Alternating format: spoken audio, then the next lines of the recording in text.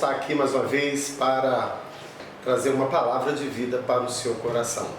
Eu quero convidar você a convidar os seus amigos, né, a sua família, aqueles que estão à sua volta, se possível, para ouvir um pouco a palavra do Senhor e refletir naquilo que Deus tem para o seu coração. Para tanto, eu quero começar orando, abençoando a sua vida. Vamos lá? Amado Pai, nós queremos ser grato ao Senhor por tudo que tens feito em nós. Obrigado, Senhor, por esse momento. Obrigado, Senhor, por esse tempo. Obrigado por essa pessoa que parou um pouco, Senhor, alguns minutos para refletir um pouco na Tua palavra conosco. Senhor, abençoa o coração desse irmão, dessa irmã, dessa vida, dessa pessoa e fala conosco. Queremos apenas ouvir a Tua voz. Fica conosco, te oramos agradecidos no nome de Jesus. Amém. Eu quero ler com você um versículo da palavra de Deus para a gente meditar um pouco nesse dia. Ele se encontra no livro de 1 Reis, primeiro livro dos Reis, capítulo 18, e o verso é o verso 21. Ele diz assim: Elias dirigiu o seu povo e disse: Até quando vocês vão oscilar para um lado e para o outro? Se o Senhor é Deus, então segui-o. Mas se Baal é Deus, então seguem. O povo, porém, não respondeu nada. Interessante isso aqui. Há um tempo atrás, eu estava vivendo um dilema muito grande em minha vida e eu precisava de uma resposta de Deus. E parecia que era tarde demais, que não tinha mais jeito. Então, eu estava em casa, na varanda, e a minha filha estava comigo, eu estava com ela, era uma bebê, estava comigo no colo. Foi quando, então, lendo um livro, o Senhor me deu esta palavra. E, diante do contexto que eu estava vivendo, a resposta de Deus para mim foi: nunca é tarde para Deus. Daí nasceu esta palavra para o seu coração nesse dia. O texto que nós lemos, ele nos leva a um contexto, uma situação que vivia Israel. Israel, ele estava quebrado financeiramente, emocionalmente. Israel estava destruído socialmente, havia um caos social em toda a nação.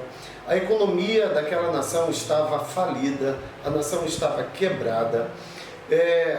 A nação não era respeitada mais por ninguém.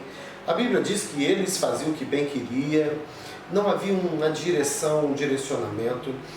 E principalmente esse povo, eles abandonaram o Senhor. A Bíblia diz que eles viraram as costas para Deus.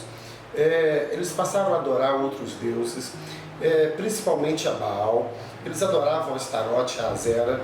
E o Senhor foi esquecido, Jeová foi esquecido, o Senhor Deus foi esquecido. Aquela nação se desviou, apostatou do caminho do Senhor. E aí você sabe o que acontece. A consequência foi toda essa que eu acabei de citar. Uma falência no âmbito econômico, no âmbito social, no âmbito moral. A cidade estava totalmente destruída, a nação estava totalmente falida e acabada. A economia totalmente desfacelada. Não havia animais no campo, não havia agricultura quebrada, pecuária quebrada. Toda a estrutura, todos os pilares da estrutura daquela nação haviam sido destruídos. No meio desse caos espiritual, econômico e social, parecia que não tinha mais jeito, que era tarde demais. No meio desse cenário desastroso, no meio desse cenário terrível, aparece então Elias. A Bíblia diz que o Senhor chama Elias e diz para Elias: agora vai e volta-te a Israel. Elias então encontra com um dos grandes provocadores dessa situação. O seu nome era Acabe. Acabe era o rei de Israel, casado com uma mulher terrível chamada Jezabel. Os dois grandes, principais, responsáveis por todo aquele caos.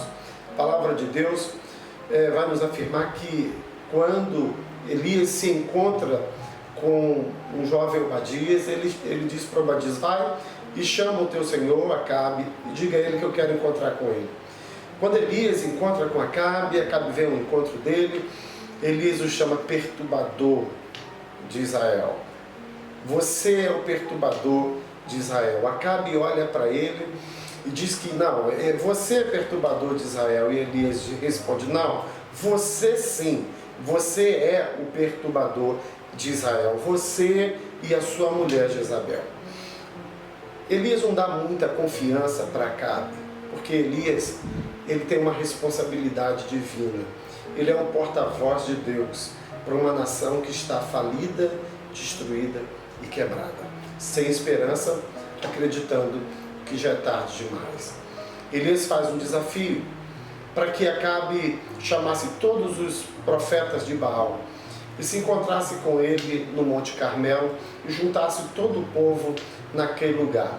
E ele iria clamar a Deus e os profetas de Baal clamariam a Baal. O Deus que respondesse com fogo, esse seria Deus de verdade e a quem o povo então passaria a servir. Acabe aceitou o desafio, convocou todos os profetas de Baal. E se você for analisar o texto, você vai ver que não vai só os profetas de Baal. Vai 450 profetas de Baal e mais 400 profetas de Azera. Eles se encontram ali. São aproximadamente 850 profetas, falsos profetas, e Elias está sozinho. Elias então manda eles erigir o altar, colocar o cordeiro deles lá, né? E a proposta era que Baal deveria responder com fogo. E se ele respondesse com fogo, ele seria Deus de verdade. Se ele não respondesse com fogo, ele seria um Deus de mentira. E Elias estava certo de que o Senhor responderia com fogo. O povo gostou daquela palavra e o povo está ali, né, em volta agora, frente ao Monte Carmelo, esperando agora para ver qual Deus vai responder com fogo. E você já sabe qual foi o Deus que respondeu com fogo. A Bíblia diz que os profetas de Baal, eles clamaram a manhã inteira, passou o meio-dia, eles continuaram clamando. Entrou-se a tarde, eles continuaram clamando e nada aconteceu. Eles se autoflagelaram, se cortaram, se martirizaram, né? Estavam todos cortados, pularam, dançaram, gritaram. E a Bíblia diz que Elias estava tranquilo e a partir do meio-dia Elias está sentado e começa a olhar para eles e agora ele já está zombando deles. Onde está Baal? Será que ele viajou? Será que ele dormiu? O que foi que aconteceu? E até que chegou uma hora que Elias cansou e disse, chega, agora é a minha vez. Baal teve a oportunidade dele e não respondeu com fogo. E a Bíblia diz que Elias então desmonta tudo aquilo e levanta um outro altar, pega um novo cordeiro, coloca naquele lugar e ele molha, manda jogar água e muita água e cava uma vala ao lado, em volta do altar, e a água que caía do cordeiro era tanta, sobre o cordeiro era tanta água que encheu toda a valeta em volta, a vala em volta, né, aonde estava o altar, e de forma que o cordeiro estava ensopado de água. E Elias então começou a clamar. Agora Elias vai clamar a Yahvé. Agora Elias vai clamar a Jeová. Agora Elias vai clamar ao Deus de Israel. Agora Elias vai clamar ao Deus Todo-Poderoso, que ouve, vê, que sabe, que entende as nossas dores, as nossas necessidades, as nossas aflições. Um Deus que está sentado no alto, sublime trono, um Deus todo-poderoso, grandioso, majestoso, lindo, verdadeiro. Elias vai clamar esse Deus que Israel tinha virado as costas para ele. E a Bíblia diz que então Elias levanta seus olhos para o céu, levanta suas mãos para o céu e começa a clamar ao Senhor. Ó Deus Todo-Poderoso. Ele começa a sua oração. E a Bíblia diz, a palavra de Deus nos responde que antes de Elias terminar a sua oração, rasgou fogo do céu, desceu fogo do céu rasgando as nuvens do céu e veio direto sobre o altar. E quando aquele fogo chegou, ele não só consumiu o cordeiro, ele consumiu aquele fogo todo o cordeiro e lambeu toda a água que estava em volta do altar. Israel, que estava de costas viradas para Deus, Israel que tinha abandonado a Deus, Israel que espiritualmente estava caído e longe de Deus, naquele momento, em frações de minuto, voltou-se para Deus, ao ver o fogo de Deus descendo como resposta à oração de Elias. E começaram então a declarar: só o Senhor é Deus, só o Senhor é Deus, só o Senhor é Deus. E naquele instante houve um grito dizendo: pegue os profetas mentirosos de Baal e destruam todos eles. E foi exatamente isso que aconteceu. A partir dali, daquele momento que parecia ser tarde demais para a vida espiritual daquele povo, aquele povo numa fração de minutos, diante daquele grande milagre, diante daquela grande resposta de Deus, se voltaram e houve uma conversão em massa em Israel, o povo se voltando para o Senhor. Havia um grande problema, porque não chovia há 3 anos e meio, segundo São Tiago, e Elias fala para Acabe: eu ouço barulho de grande chuva, corre, porque senão a chuva vai te pegar. Ele monta no seu carro real e corre.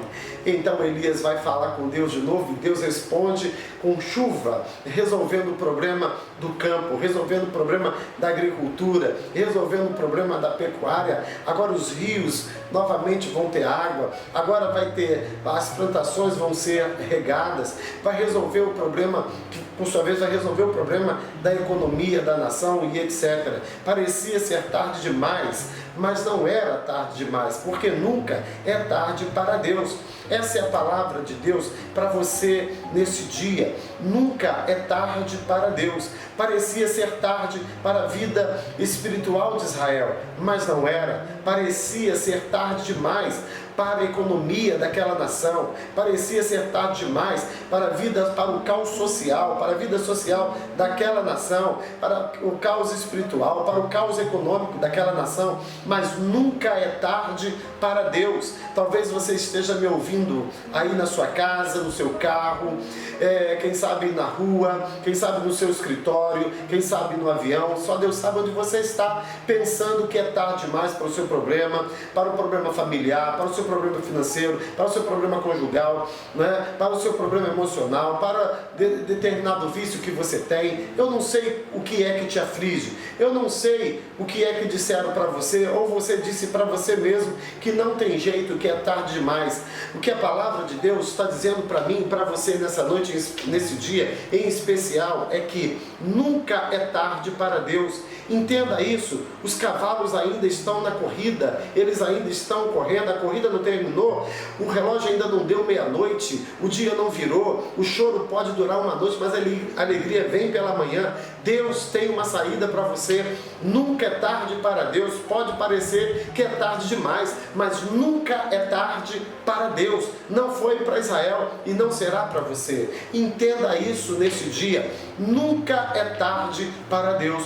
Por mais que as circunstâncias adversas transmitam essa ideia de que não tem jeito, que não tem mais condições, que nada vai resolver, entenda, para Deus nada é impossível. Ele tem a última palavra. Nunca é tarde para Deus. Confia no Senhor, porque Ele tem uma saída de milagre, de vitória para a sua vida, para a sua casa, para a sua família. Deus tem uma resposta para você. Nunca é tarde para Deus. E eu quero concluir falando com você algo que aconteceu comigo há um tempo atrás. Eu lembro que um dia eu fui convidado para pregar numa determinada cidade, num evento, num congresso de jovem, e eu parei num restaurante para almoçar, e Deus me deu uma palavra para a proprietária daquele restaurante. E eu entreguei para ela uma palavra de Deus. E ela tinha um filho. Esse filho dela havia um menino que foi criado com tudo, em berços de ouro, um menino abençoado, um rapaz, filho único, que teve todo o carinho da mãe, do pai.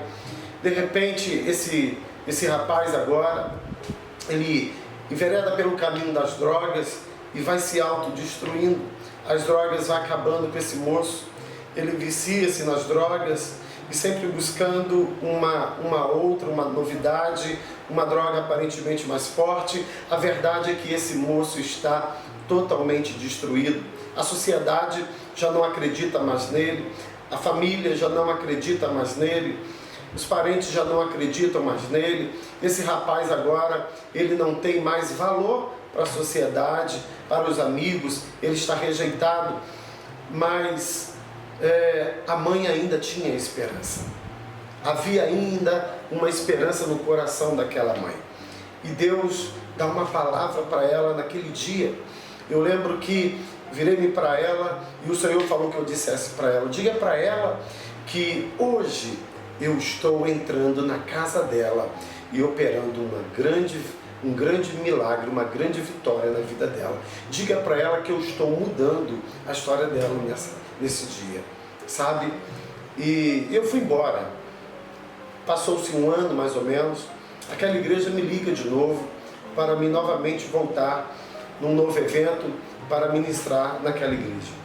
E quando eu cheguei naquela cidade, eu já não estava lembrando naquele momento, e de repente ela tinha reformado o restaurante, e quando eu olhei, identifiquei o restaurante, lembrei da situação de um ano atrás, e o pessoal ali, alguns funcionários que estavam no dia, me viram, me reconheceram e chamaram ela veio, e quando ela veio correndo, sorrindo, chorando, e eu pensei, alguma coisa aconteceu, sabe?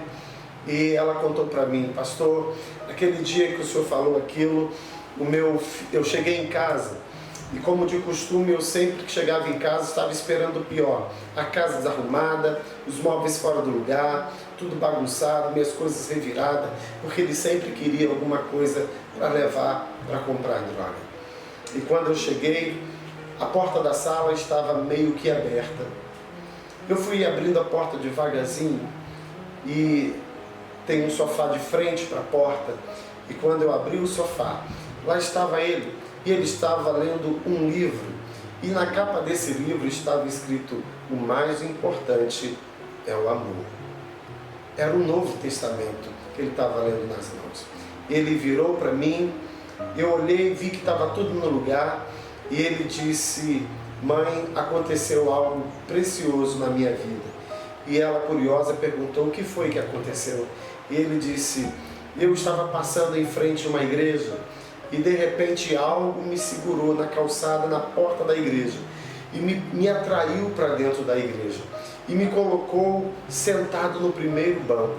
Uma hora depois que eu estava ali, eu não lembro mais de nada, eu apaguei. Eu só lembro que eu olhei para cima e vi umas mulheres e um homem com as mãos estendidas sobre mim, dizendo: está liberto pelo sangue de Jesus. Está liberto pelo poder do nome de Jesus.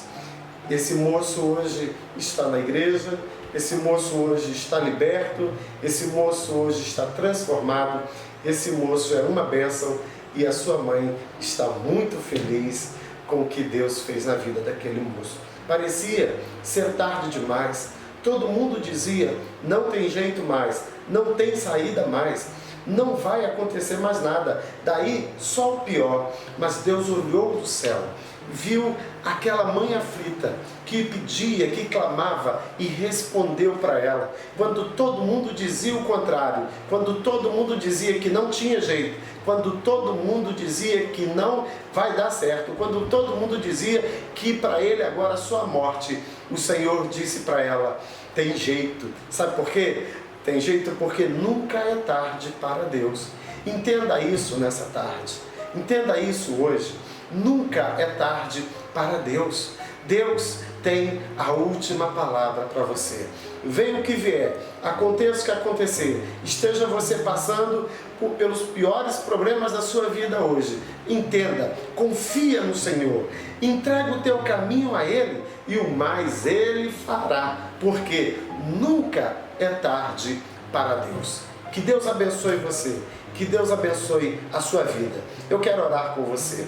Pai, aí está essa pessoa que está nos ouvindo, que parou para ouvir essa rápida palavra. Senhor, eu não sei, ó Deus, quais são os desafios dela, os problemas que ela tem passado, aquilo que lhe faz chorar, os momentos difíceis que está vivendo, as crises que ela tem passado, os seus desesperos, a sua dor, mas Tu conheces todas as coisas, Tu tens visto essa pessoa, e eu acabei de profetizar para ela que nunca é tarde para Ti, porque eu creio que nunca é tarde para Deus. Então, Deus, opera um milagre nesse momento, ó Deus, aonde ela está tão desacreditada, nesse momento aonde ela desacredita de si mesma. Então, Deus, mostra a Tua glória, mostra essa pessoa que nunca é tarde para o Senhor, que nunca é tarde para Deus.